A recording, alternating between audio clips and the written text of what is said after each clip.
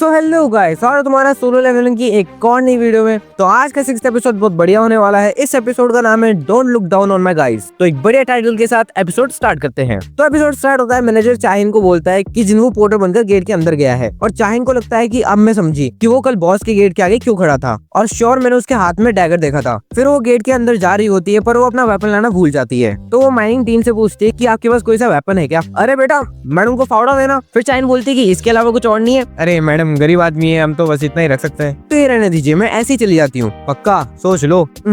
एक बार फिर सोच लो। फिर भी सोच लो। खाली हाथ जाने से अच्छा तो कुछ लेकर ही चले जाओ। देन वो फावड़ा लेकर एंटर करती है। देन वो सब बॉस के रूम में एंटर होते हैं, और ऑर्क्स और पूरी आर्मी को देखकर कीहोन बोलता है कि अगर ये हाई ऑर्क्स गेट से बाहर निकल गए तो हंटर फोर्स आने तक ये पूरी सिटी तबाह कर देंगे, तो हमें इस बॉस को मारना ही पड़ेगा। और कारंगलन बोलता है, इंसानों, क्या तुम्हें मुझसे डर लगता है? और वो अपनी मैजिकल एनर्जी यूज करता है, जिससे कि उन सबकी हालत खराब हो जाती है, और बोलते हैं कि हम तो इसके बराबर भी नहीं है। तभी कीहोन उससे पूछता है कि तुमने हमें यहाँ पे क्यों बुलाया? तुम्हारे सोल्जर्स ही हमें मारने के लिए काफी थे। और कारंगलन बोलता है, entertainment, you are my entertainment सुना।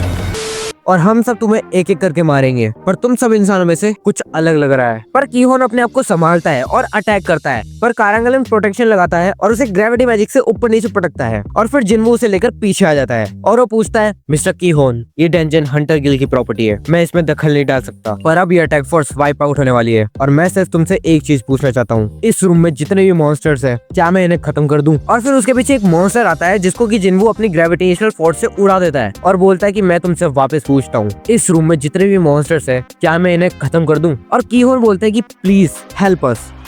चलो भाई, देखो अब मैं क्या करता हूँ।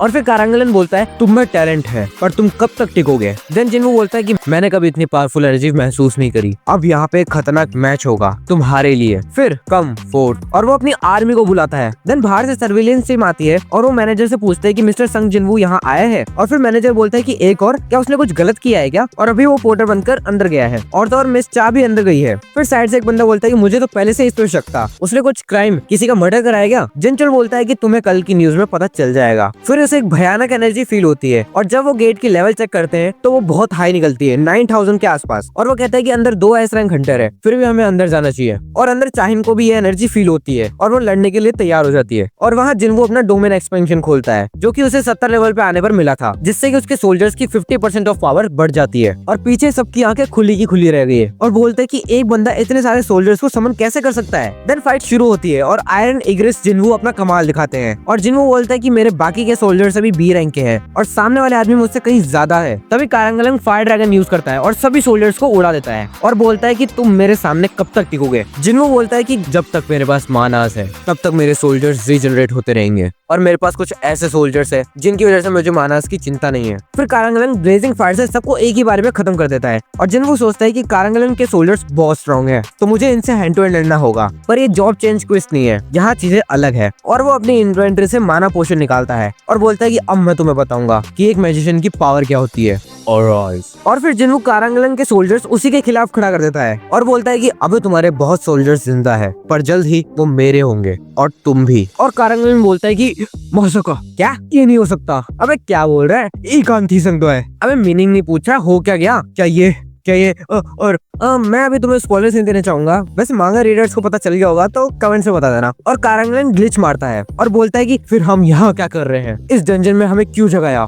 हमने बस एक ही कमांड सुनी है, इंसानों को मारो, हमें रीजन नहीं जानना, हमें बस कमांड को फॉलो करना है, इन सबको खत्म कर दो। और फिर उसके जनरल्स फाइट में आ जाते हैं, जिनको कि आयरन और इग्रिस ही खत्म कर देते हैं। और एक को तो पहले इग्रिस हवा में उड़ाता है, फिर आयरन उसको बॉल की तरह एक शॉट मारता है, और टैंक उसे आउट कर देता है। और बाकी के हंटर्स बोलते हैं चलो हम भी उसकी हेल्प करते हैं, पर कारंगलन ब्लेजिंग फायर यूज करता है, और उनको बोलता है कि ऑडियंस, मेरे परफॉर्मेंस को बर्बाद मत करो। और वो अपने कर्ज से उनको मारने ही वाला होता है, पर जिन्वू आ जाता है और उनको बचा लेता है। और कारंगलन बोलता है कि मेरा कर्ज तुम पे कैसे नहीं चला? देन जिन्वू रिप्लाई करता है, क्या मैंने तुम्हें पहले नहीं बताया? हम दोनों का टक्कर का मुकाबला होने वाला है। फिर एक मैजिकल सोल्जर एरविस को यूज करके कारंगलन की शील्ड तोड़ देता है, और फिर चाहिन बॉस के रूम में आती है, और देखकर हैरान हो जाती है कि क्या चल रहा है, और बोलती है कि ऐ साला, इतने सोल्जर एक साथ कोई कैसे समन कर सकता है? और वहाँ कारंगलन कुछ अपनी पावर यूज करता है, जिससे जिससे कि वो जाइंट बन जाता है और जिन्वू को बोलता है कि मैं हूँ ऑलमाइटी कारांगलन और तुम्हें क्या लगता है मैं तुम्हारे लिए इतना इजी अपोनेंट रहूंगा। तभी जिन्वू उसके मुंह के पास आ जाता है और कहता है कि हाँ इजी है और उसकी आंख में डैगर मारता है। फिर वहाँ जिनचुल भी आ जाता है और वो भी देखकर हैरान हो जाता है। जिन्वू बोलता है कि मैं इसे अपने डैगर से नहीं मार पाऊंगा तो वो उसे मुक्के से मारता है और चाइंग सोचते हैं कि जोंगिन के अलावा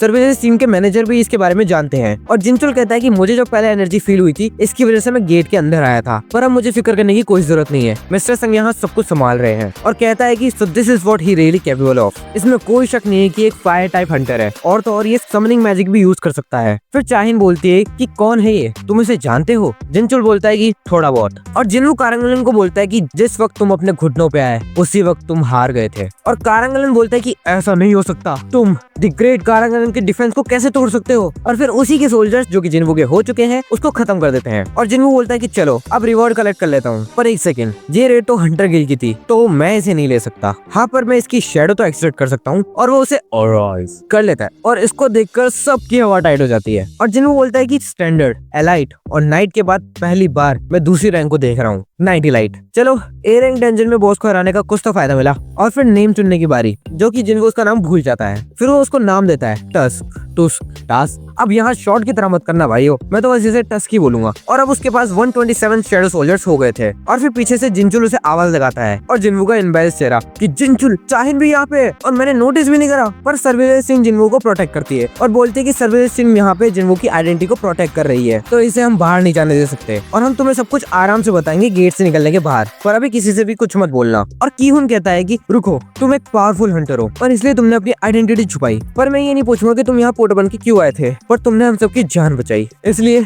आरिका तो गुस्सा मत। और फिर जिन्वू हीलर को अपनी वसीयत वाली नोटबुक वापस करता है और चाहिन यूजुअली उससे कुछ नहीं पूछ पाती। और एक लड़की उससे पूछती है कि मिस चा आपने कुल्हाड़ी क्यों पकड़ रखी है? और वो ब्लश करते हुए बोलती है हाँ, क्या वो सोच रहा होगा कि मैं वियर्ड लग रही हूँ? आप किसकी बात कर रही है?